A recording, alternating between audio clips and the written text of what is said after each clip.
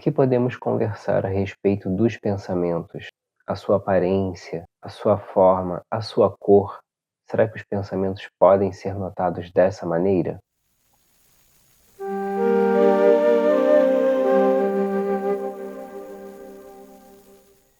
Olá, amigos, sejam bem-vindos ao Saber e Luz.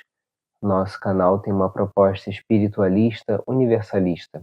Abordamos vários temas à luz dessas obras espiritualistas que nos convidam sempre a um olhar mais profundo, a entendermos melhor a nossa natureza espiritual e o momento encarnado em que passamos. O conjunto desses saberes visa sempre estimular o melhor em nós, nos ajudar a trabalhar as nossas virtudes, promovendo assim a reforma íntima. Convido vocês a se inscreverem no nosso canal, acompanhem aqui os nossos vídeos do Saber e Luz, se inscrevam no canal, curtam este vídeo, curtam os outros vídeos, compartilhem os vídeos com outros amigos que vocês sabem que também se identificam com esse tipo de temática. Lembrem-se, se possível, amigos, de deixar algum comentário aqui, para que saibamos que vocês passaram por aqui, para que possamos perceber o que vocês acharam dos vídeos. Vamos trocar uma ideia aqui pelos comentários. Amigos, nós trabalhamos hoje essa proposta da questão do pensamento.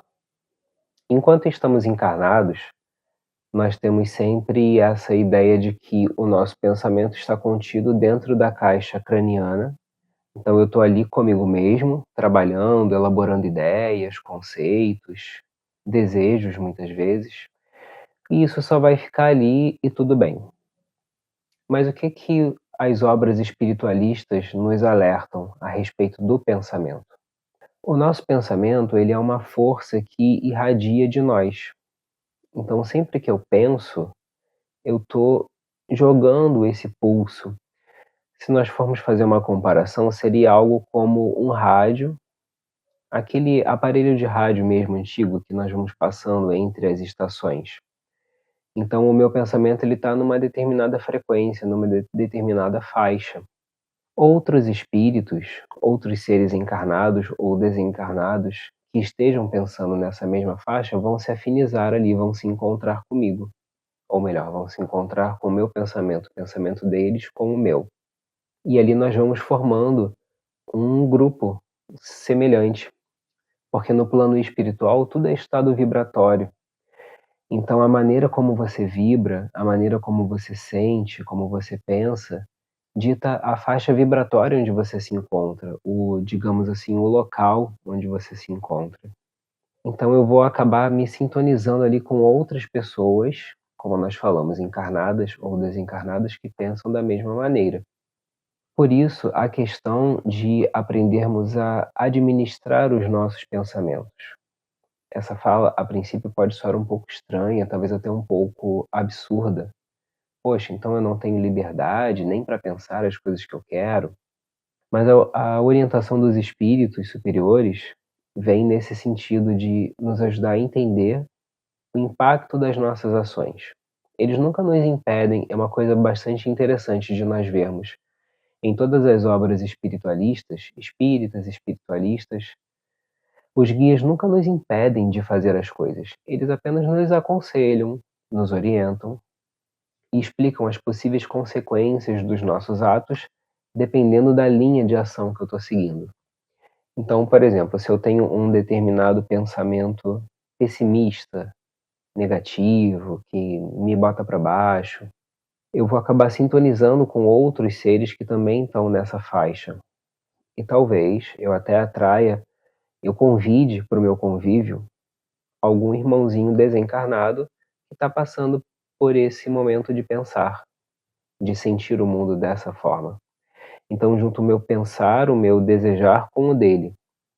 E aí, uma situação que já era um pouquinho complicada fica mais densa, porque agora somos nós que estamos ali juntos, em uma espécie de sintonia.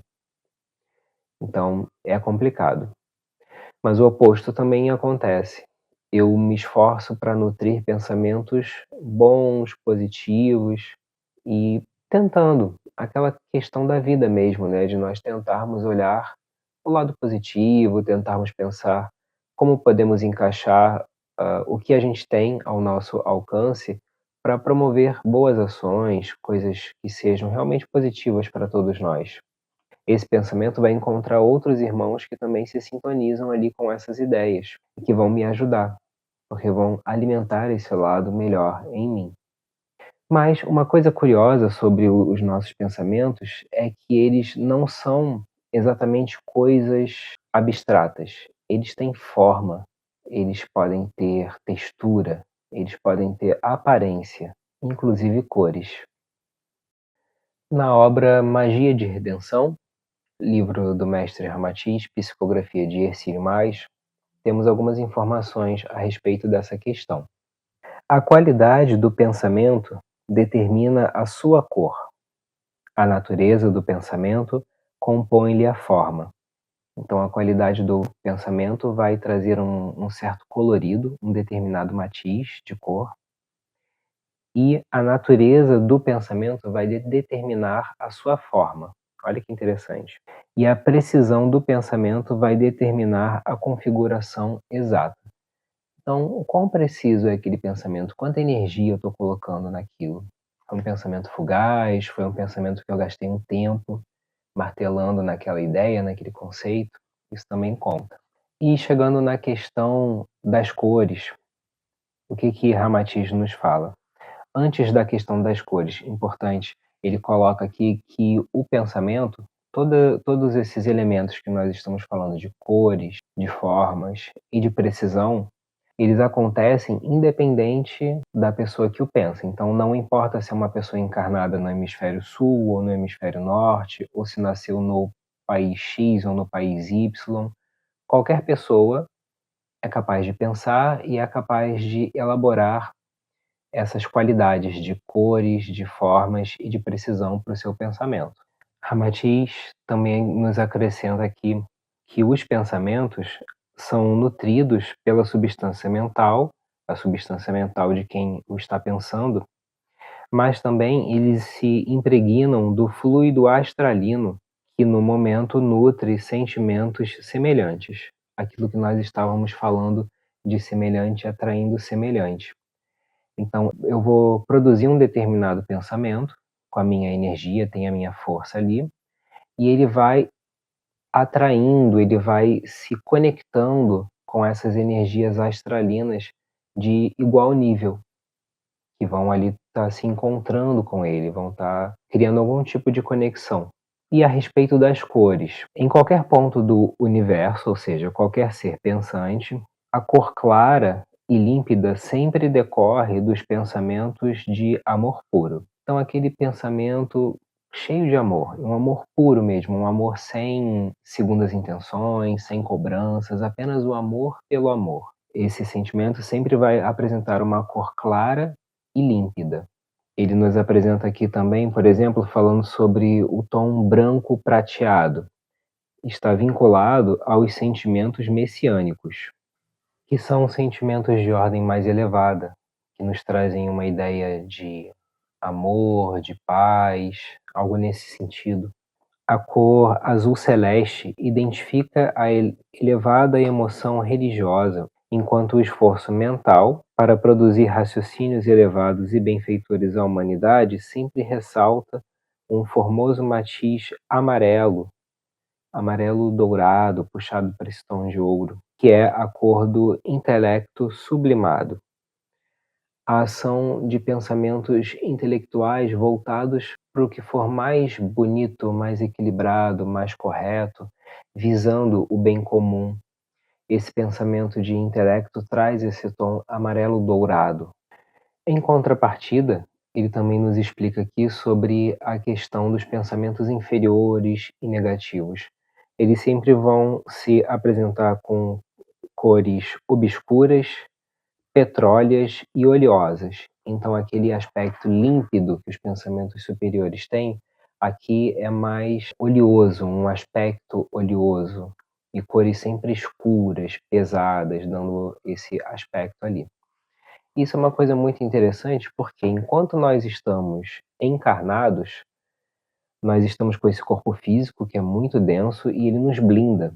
Nós não conseguimos perceber de maneira muito clara o pensamento do outro, salvo você ter um pouquinho mais de sensibilidade, aí você consegue sentir, às vezes.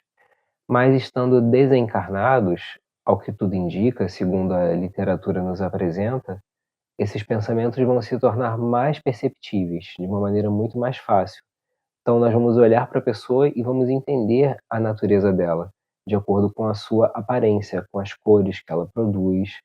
Podemos pensar até no seu campo áurico, na energia que ela emana. Essa energia vai ter uma luminosidade ou vai ser uma coisa mais opaca, mais obscura. Porque estando sem o corpo físico, fica um pouco mais difícil de disfarçar esse tipo de questão.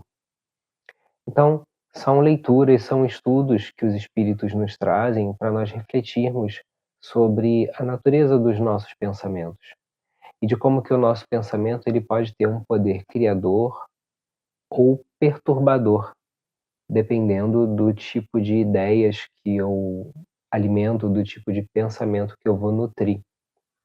Onde está o seu pensamento? Onde estão as suas ideias, os valores que você cultiva na sua mente? Quando você está em um momento tranquilo, que você não está tendo que se preocupar com nada em específico, para onde vai a sua mente? Para onde vai o seu pensamento? Observando isso, nós vamos começar a entender quais são as nossas tendências nesse momento e como é que podemos fazer para modificá-las caso seja necessário. Sempre há alguma coisa em nós que podemos modificar, e isso se inclui também aqui na questão do nosso pensamento. Obrigado, amigos, por terem ficado conosco aqui em mais um vídeo. Coloca aqui nos comentários o que você pensa sobre essa temática. Você já tinha ouvido falar sobre isso, que os pensamentos têm cores, têm formas? Nós nem falamos sobre a questão das formas, né? Isso pode ficar para um próximo vídeo. Bota aqui nos comentários o que você pensa sobre essa temática, se você já leu alguma obra que fala sobre esse tema. Vamos estabelecer aqui uma comunicação, uma troca de ideias. Obrigado, amigos, por acompanharem aqui o nosso canal e mais esse vídeo dessa semana. Fiquem bem, fiquem em paz e até semana que vem.